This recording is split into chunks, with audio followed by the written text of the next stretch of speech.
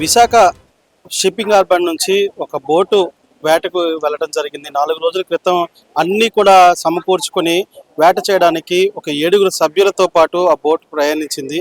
ఏదైతే ఈ బోటు వేట చేసుకుని తిరిగి వస్తున్న సమయంలో ఇంకా అంటే ఒడ్డుకి దగ్గరగా ఒక 10 కిలోమీటర్ల దగ్గరలో ఉన్నప్పుడు వాళ్ళకి వాతావరణం అనుకూలించక రాకాశాలలో చిక్కున్న ఈ బోటు మొరాయించడం మొదలైంది. ఈ క్రమంలో వాళ్ళు పూర్తిగా బోటు మునిగిపోయి ఒక 5 గంటల నుంచి రాత్రి 9 వరకు ఆ మునిగిపోతున్న బోటును పట్టుకుని ఎవరైనా సహాయం చేస్తారు కదా అని చెప్పి వేచి చూడడం జరిగింది. అయితే ఈ క్రమంలో 5గురు మాత్రం ఎలా అయినా బ్రతకాలి అనే ఆలోచనతో ఎక్కడో దూరంగా కనిపిస్తున్న షిప్ని చూస్తూ అక్కడికి వెళ్తే మనం బ్రతుకుతామనే ఆలోచనతో వాళ్ళు వెళ్ళటం జరిగింది. ఇందులో ఒక వ్యక్తి వాళ్ళ ఆ 30 కిలోమీటర్ల దూరాన్ని ఈది తన ప్రాణాన్ని కాపాడుకున్నాడు. అయితే మిగిలిన వాళ్ళు కూడా వెనకాల వస్తున్నారని అనుకున్నారు, కానీ వాళ్ళు గల్లంత అవడం జరిగింది.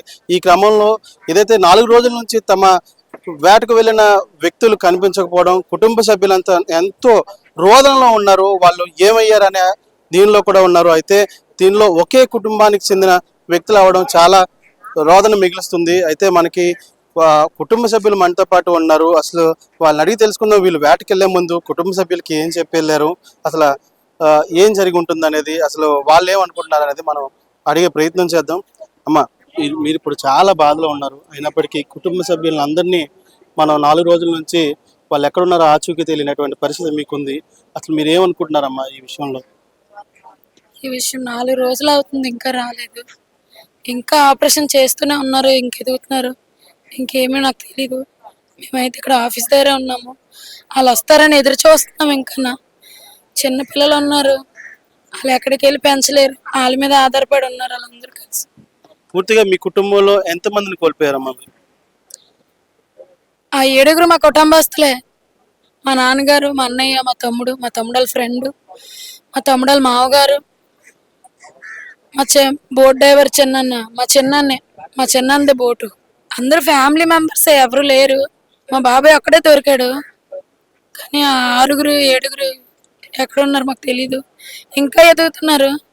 వాళ్ళు ఆఖరి మొహాలైనా చూసుకునే భాగ్యం మాకు లేదని బాధ కలుగుతుంది. ఓర్లేని పిల్లలు చూస్తే మాకు ఏడుపు వస్తుంది. వాళ్ళు ఎలా పెంచాలి? ఇప్పుడు ఏదేమైనా సరే ఎతకడం అయితే ఆపొద్దు. వారం రోజులు బతికిన వాళ్ళు ఉన్నారు, సముద్రంలో ఈదిన వాళ్ళు ఉన్నారు. పోనీ వాళ్ళు లేరని అనుకున్నా వాళ్ళు మాకు సురక్షితంగా అప్పచెప్తే మేము ఏ కార్యక్రమాలు చేసుకుంటాము, ఆఖరి కాలు మొక్కవేనా చూసుకుంటాము.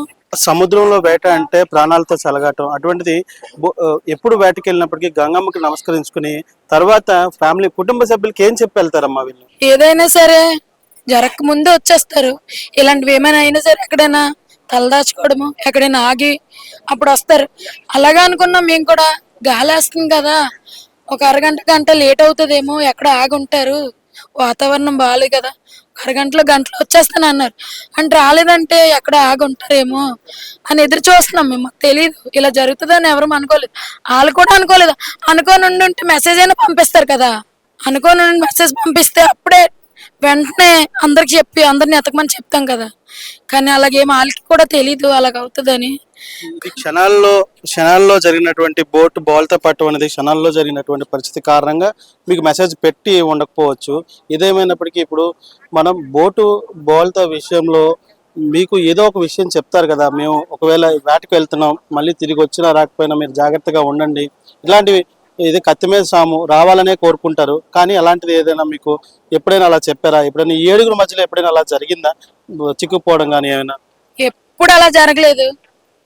వాళ్ళు వయసు 12 సంవత్సరాలు 15 సంవత్సరాలు అండి. వాళ్ళు బోట్లే కాదు, ఇంజిన్ తెప్పల మీద వెళ్ళి కూడా సముద్రానికి ఎదురెళ్ళి కష్టపడ్డారు. చిన్నప్పటి నుండి అమ్మ నాన్న లేనివారు కావచ్చు, చిన్నప్పటి నుండి వాళ్ళు కష్టపడ్డ నేర్పించారు. వాళ్ళందరికీ ఈత వచ్చు, ఒక అబ్బాయికి ఈత రాదు. ఈత వచ్చే రాదు, ఈత వచ్చిన వాళ్ళే రాలేదు, ఈత రాలేనో లేట్ వస్తారు. కానీ వాళ్ళందరూ చిన్నప్పుడు కష్టపడే బ్రతుకుతున్నారు. వాళ్ళ తల్లిదండ్రులకు కూడా ఏం ఆదాయం లేదు. ఇప్పుడు వాళ్ళు లేరంటే వాళ్ళ అమ్మ నాన్నల కన్నీరే మున్నీరే కదా. వాళ్ళ అమ్మ నాన్నలు చూసిన వాళ్ళు ఎవరు లేరు. మా నాన్నగారు లేరు, నాకు అన్నదమ్ములు ఇప్పుడు ఎవరు లేరు, ఎవరు లేరు. కుటుంబాన్ని మొత్తాన్ని కోల్పోయారు. అసలు ఎలాంటి న్యాయం కోరుకుంటున్నారు గవర్నమెంట్ నుంచి? ఇప్పుడు భార్య పిల్లలు ఉన్నారు, వాళ్ళు ఎలాగో తీసుకురాలేరు. వాళ్ళకి ఏదైనా న్యాయం చేయాలి. వాళ్ళు బయటికి వెళ్ళి చిన్నపిల్లలు కష్టపడలేరు, వాళ్ళు ఏదో ఒకటి న్యాయం చేయాలి. వాళ్ళకి జీవితానికి సరిపడా ఆదాయాన్ని వాళ్ళు ఇవ్వాలి. వాళ్ళకి ఇల్లులు అవన్నీ లేవు, అద్దెలకి ఇక్కడ బ్రతుకుతున్నారు. చిన్నప్పుడు నేను ఫిషింగ్ మా తల్లిదండ్రులు మమ్మల్ని చిన్నప్పటి నుండి మా సొంత గ్రామాల్లో మేము లేము, మేము వైజాగ్ లోనే ఉన్నాము. ఇది తెచ్చుకుంటేనే మేము బ్రతుకుతాము. దీని మీద మాకు జట్టి ఆధారం, దీని మీద బ్రతుకుతున్నాం.